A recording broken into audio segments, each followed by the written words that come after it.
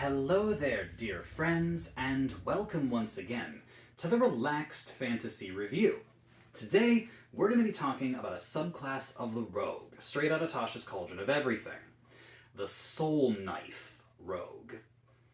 Soul knives are a riff on the Psy Warrior. I've covered them in a previous video where fighters get psychic powers that are almost like Jedi. This, however, takes that entire idea of psionic energy, psychic energy, and takes it in a roguish direction. Very different than a Jedi.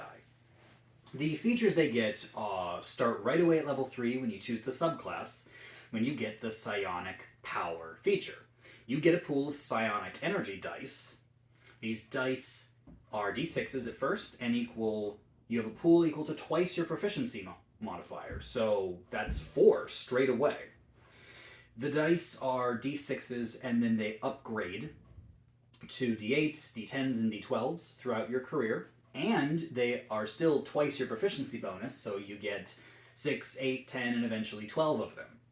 So this feels like a very happy marriage of the psionic energy dice from the Psy Warrior and the Battle Master's dice, because you can use these dice for 2 different things straight away. First of all, you can use them on skill checks. If you fail a check, an ability check, either with a skill or a tool that you're proficient with, you can use a psionic energy die, you roll it, and add it to the check. The cool part of this is that if you fail the check anyway, let's say you roll a 1 on the psionic energy die, you don't use the die. This is a free try. If it turns a failure into success, then the die is spent. But if you still fail, you keep the die. So that's awesome. The other thing that you can do with this is use it for long-distance telepathy. You can choose to roll psionic energy dice, and you designate creatures around you. Those creatures gain 2-way telepathy for a distance of up to a mile. So this is very long distance. The psionic energy dice doesn't determine the number of creatures or the distance, it actually determines the time. The number on the die multiplied into hours. So at the very minimum, you're going to get mile-long telepathy for an hour. And at most, 6 hours. Now what's cool about this feature, again, is that you can do it once for free. You still got to roll the die to determine the time. But if you're rolling in the middle, 3 or 4 hours, it's probably going to cover most of the adventuring day. And that means that you're going to have permanent telepathy with your entire party most of the time. And on the off chance you need to use it again, because you rolled low or the day goes long, then spend a psionic energy die to do it, because you get it for free once. So this is great. Telepathy and extra bonuses on proficiencies. This is 9 out of 10 power, very handy in most situations. Not super strong, but still very useful. The other thing you get at level 3 are your psychic blades. This is the one everyone fantasizes about.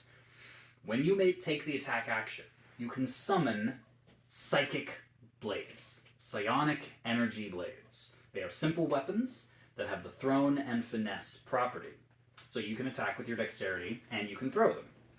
After you hit someone with them, whether it's melee or ranged, they disappear.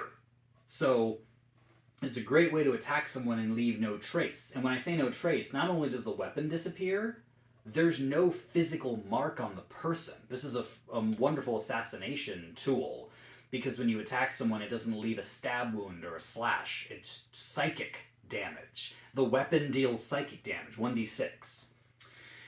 In theory, you can bonus action attack, which is kind of like having a light weapon, again after you make the attack action. The book specifies that the damage is a 1d4 with the second attack. Not really sure why. It feels very arbitrary to me. But anyway, d6 with the first, d4 with the second, if you want to. And it's just really, really good. Like, these are... Psychic damage is rarely resisted. I'd still keep a dagger or a sword on you, if you run into a creature that's resistant or immune to psychic damage, but in general, you're not going to need that. And These are just really, really good weapons, and you can summon them at will. No need to spend psionic energy dice, no need to, do this and you have them for an hour. No. They just appear when you need them and disappear when you don't. And 9 out of 10, it's great to just have summonable weapons.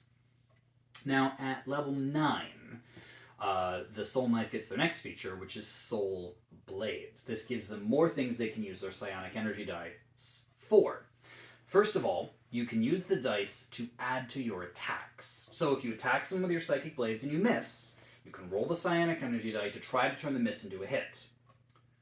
Again, like the other feature, the die is only spent if the miss becomes a hit. So if you miss anyway, you didn't waste your die. And if you did, you just hit them. So it was worth using. Very, very powerful feature. I'd say this is much better than the skill checks, because attacks, when you fail an attack, that can really suck because rogues don't get extra attack. You can still bonus action attack, but the simple fact is that you really want to get your sneak attack off, and you can do that with these blades. And this gives you a chance to almost guarantee that singular hit. By this point, your blades are a D8 anyway.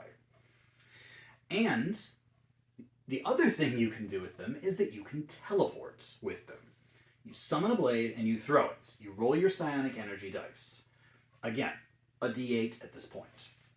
Whatever you roll, you multiply that by 10. So anywhere between 10 feet and 80 feet. The blade flies that far to a point you can designate within that range. And when it lands, you teleport directly to it. On average, this is a 40 or 50 foot teleport that's powered by your psionic energy dice. At this point, your proficiency bonus is 4, I believe. So you have 8 psionic energy dice, and you can use them, just one, to teleport at will. Up to 80 feet? Holy bananas. That is fantastic teleportation. So you're buffing attacks, making them hit more often, not wasting the dice if you miss, and teleporting basically at will, further than Misty Step can go. Like, this is good, this is great, this is 10 out of 10. This is the power of the Soulknife. But it continues to be very good at level 13, when you get the Psychic Veil power. The Psychic Veil power, you spend a psionic energy die and you turn invisible. This invisibility lasts for an hour, so it's like casting the invisibility spell. But there's a wording difference. The invisibility spell lasts for an hour, takes concentration, this doesn't, and if you attack or cast another spell, the invisibility spell ends. The Psychic Veil works differently. You could still attack, in theory. If you miss, you do not lose your invisibility.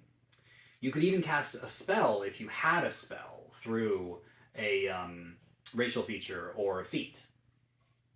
The wording specifically states that the invisibility ends if you make a creature take damage, so you have to hit them, or you make a creature perform a saving throw.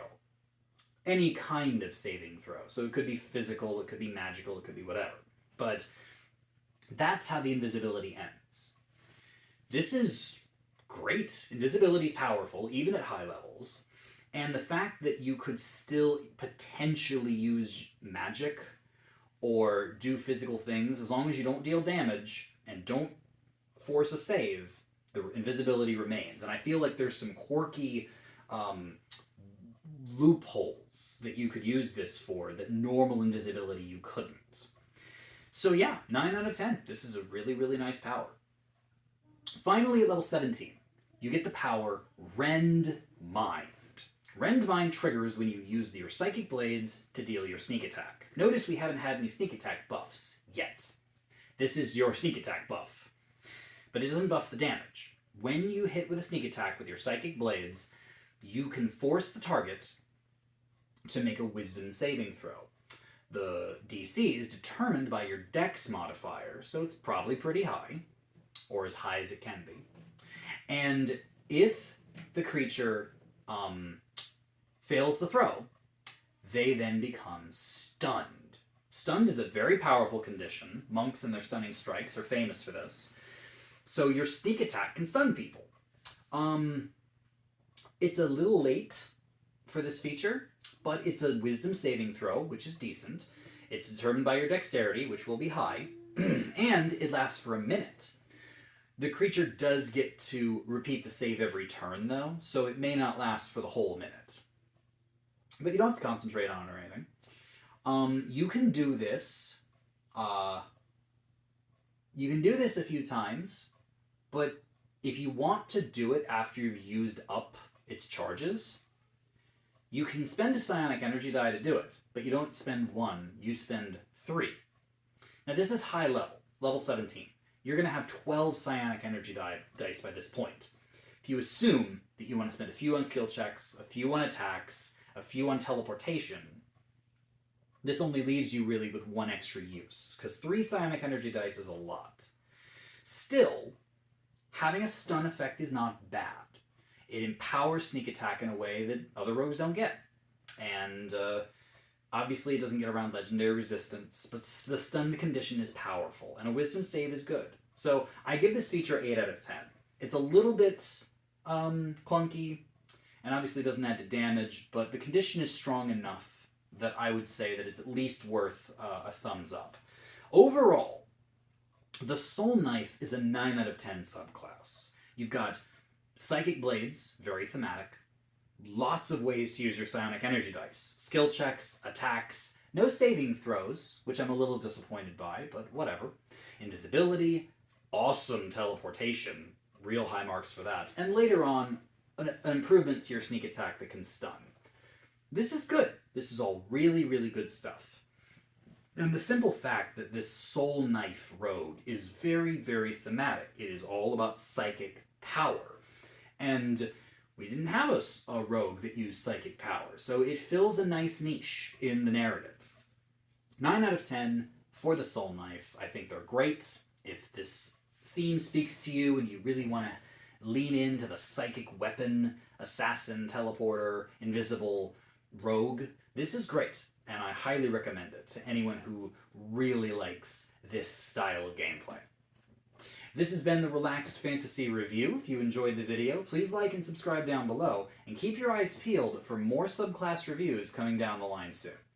Have a good one, my friends.